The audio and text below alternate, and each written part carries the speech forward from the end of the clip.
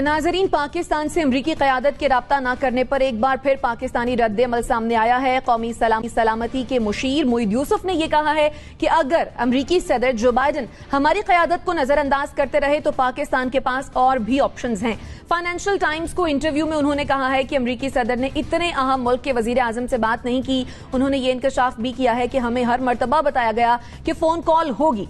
अमरीकी क़यादत को नजरअंदाज करता रहा तो दूसरे ऑप्शंस भी हैं, ये कह रहे हैं मोईद यूसुफ। तो क्या तबसरा करेंगे इस पर आप जवाब फैजी साहब? देखिए, वो अगर आपको उस तरह से अहमियत नहीं दे रहे तो बजाय इसके कि हमारे पास ऑप्शंस हैं, आप अपने ऑप्शंस पे खेलिए। आपको किसने मना किया आपके ऑप्शन जो है उसको इस्तेमाल ना करने पे? लेकिन हम ये सुबकी है बेसिकली, बार बार इसका एतराफ़ करना कि सानू फ़ोन नहीं किया। वो भाईजान फ़ोन नहीं आया, या उन्होंने आपको, अगर जो साबका सदर थे उन्होंने आपको एक्स्ट्रा ऑर्डिनरी थोड़े से मिनट्स दे दिए थे तो उस पर आप बगलें बजा रहे थे। अब अगर नहीं दे रहे वो टाइम तो उसमें क्या इशू क्या है?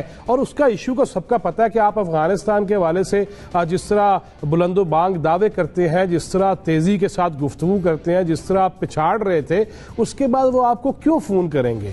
आपको कम से कम डिप्लोमेसी का जो मुजाहरा करना चाहिए था, आपको जिस अंदाज में चलना चाहिए था, वो एकदम हमारे अंदर बब्बर शेर आ जाता है और एकदम से हम वो गुफ्तगू करना शुरू कर देते हैं जिसको हमें सोच समझ के करना चाहिए। मैं अपनी दानिश में ये समझता हूं कि हमें ऐसी गुफ्तगू, हमारी जरूरत है अगर वो, तो फिर तो लेट जाते हैं हम भी। हमें एक कॉल पे भी तो हम लेट ही गए थे ना, तो या तो ऐसा कर लें, नहीं तो फिर यह है कि कम से कम अपनी अहमियत को आप अपने तई इतने मजबूत हो जाएं और रीजनल वाइज भी आपकी जितनी अहमियत है, हम ये सुन सुन के थक चुके हैं। लेकिन फिर भी जब जिसका दिल करता है वो हमारी बेइज्जती भी कर देता है, जब दिल करता है वो इल्जाम भी लगा देता है। और क्या पिद्दी का शोरबा कि हमें अफगानिस्तान वाले भी आंखें दिखाने लग जाते हैं। उस सारी सूरत हाल में मैं ये समझता हूं कि इस गुफ्तगू को इतना ज्यादा बढ़ाना ही नहीं चाहिए। मेरे नजदीक ये मेरे मुल्क की सुबकी है, मेरी सुबकी है, और उस पर हमारे ही जो जिम्मेदारान हैं उनको भी इस चीज पे इतना ज्यादा तवज्जो देने की जरूरत नहीं है।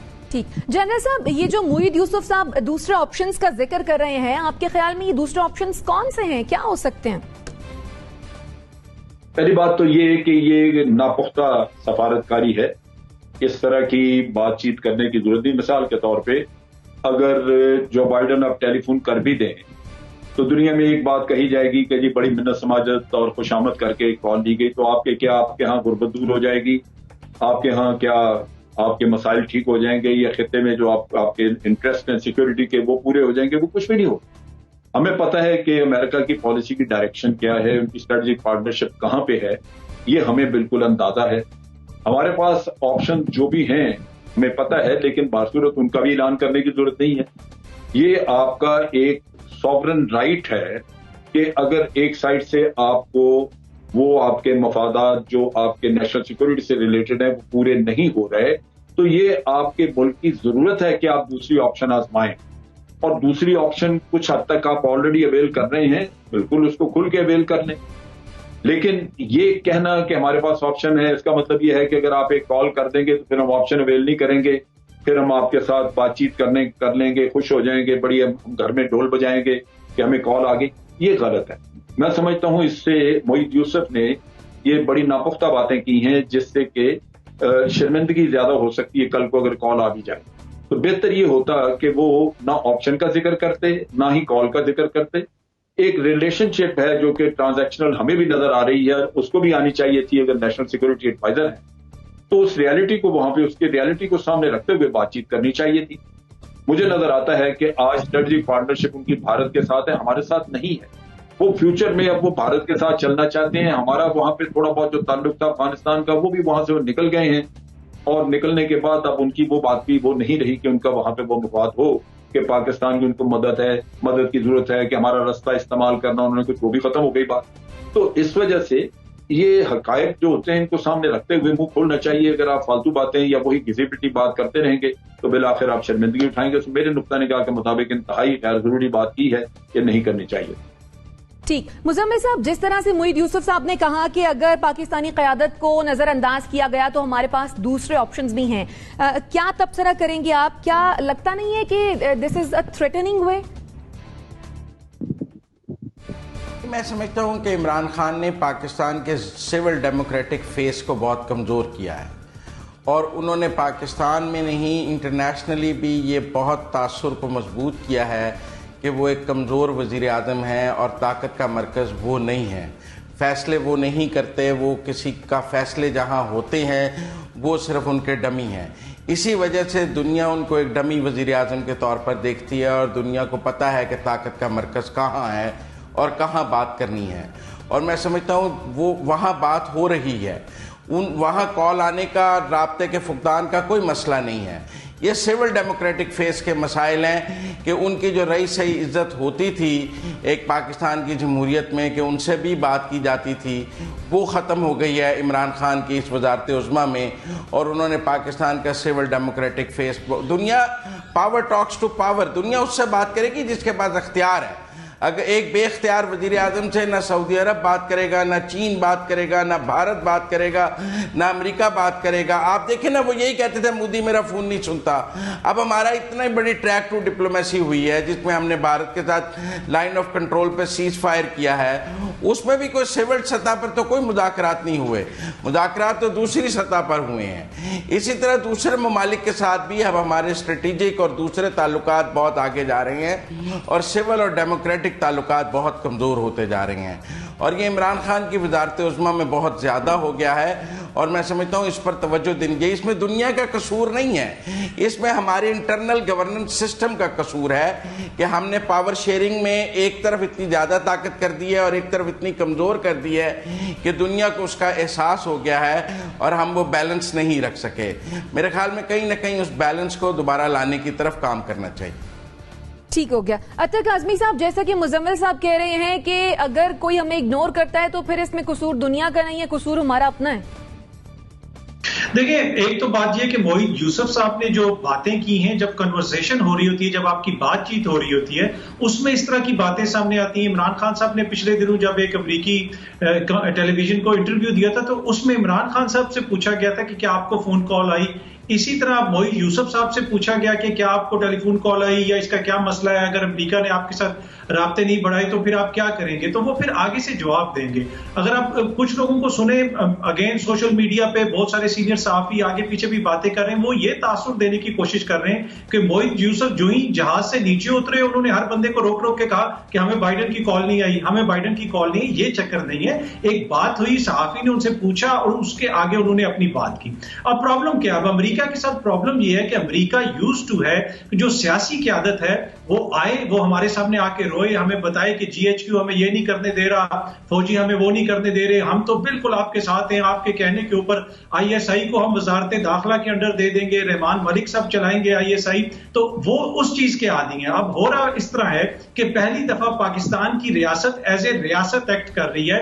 CIA के चीफ भी जब भाग के यहां पे आते हैं तो आगे से उनको बताया जाता है कि ये फैसले प्राइम मिनिस्टर हाउस में होंगे, ये हुकूमत करेगी। और जो बंदूक इदारों के कंधों के ऊपर रख के चलाते थे हमारे सियासतदान, हमेशा जिधर भी जाते थे वो अपने इदारों के खिलाफ रोते रहते थे, उन्हें कहते थे जी हम बड़े मजबूर हैं, हमारे इदारे कुछ नहीं करने दे रहे।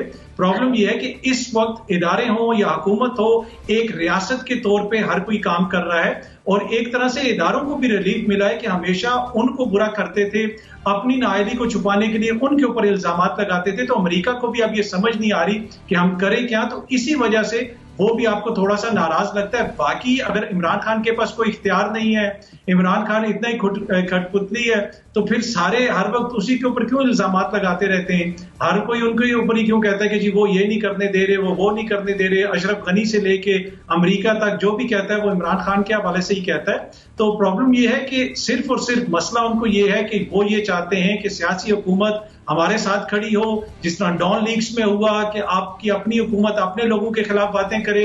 इमरान खान भी आज खड़ा होकर कह दे कि जी हम दलील वालों के साथ हैं, गुलेल वालों के साथ नहीं है। तो इस तरह की बातों के वो यूज्ड टू हैं, अमेरिकन भी और मगरिब भी। अब उस तरह की बातें नहीं हो रही तो उनको अच्छा नहीं लगता। तो ये सिर्फ मसला और कोई मसला नहीं। ठीक हो गया। रज़ा रूमी साहब, मोहित यूसुफ के बयान पर आप क्या तबसरा करेंगे? जी, पहली तो ये बात है कि उनका जो बयान है वो एक सहाफ़ी से बात करते हुए फाइनेंशियल टाइम्स ने उसको रिपोर्ट किया है। जारी बात है, बड़ा मोतबर जो है अखबार है, वो चेक करके ही ऐसी चीज़ शाया होती है वहाँ पर। तो ये जो उन्होंने कहा है गिला, देखिए ये तो इस पे तो पहले पाकिस्तान में भी बात हो रही थी, क्योंकि अगर आपको याद हो तो क्लाइमेट चेंज के ऊपर जो कॉन्फ्रेंस की बाइडन ने, उसमें इमरान खान साहब को नहीं बुलाया। उन्होंने नेपाल के वज़ीर-ए-आज़म तक को फ़ोन किया है, लेकिन पाकिस्तान जो कि दुनिया का 5वां बड़ा मुल्क है, अगर आप अफगानिस्तान का मसला छोड़ भी दें, एक 5वां बड़ा मुल्क है, न्यूक्लियर ताकत है और अमेरिका के साथ एक बड़ा पुराना, आज का नहीं 50-60 साल 5 दहाइयों पर मुहित एक बहुत गहरा ताल्लुक है, चाहे वो सिक्योरिटी का हो, चाहे वो ट्रांजैक्शनल अदले बदले का हो, वो है तो सही। अब क्यों ऐसा हो रहा है, असल बात इसके ऊपर गौर करने की है।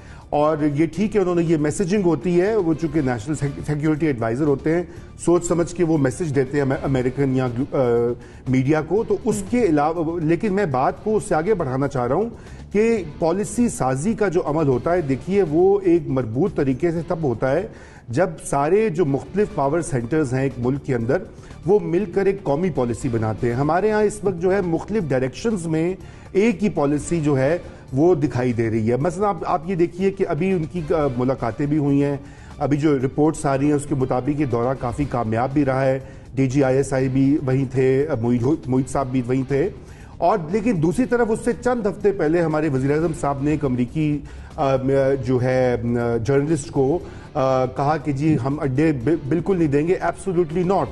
अब पाकिस्तान में 5-7 दिन उसके ऊपर बहुत वाहवाह हुई कि जी अमेरिका को आंखें दिखा दी। पॉपुलर कल्चर में अगर आप देखें, आजकल तो यूट्यूबर्स का ज़माना है, उन्होंने कहा जी बाइडन ने घुटने टेक दिए और अमेरिका के दिन गिने जा चुके हैं।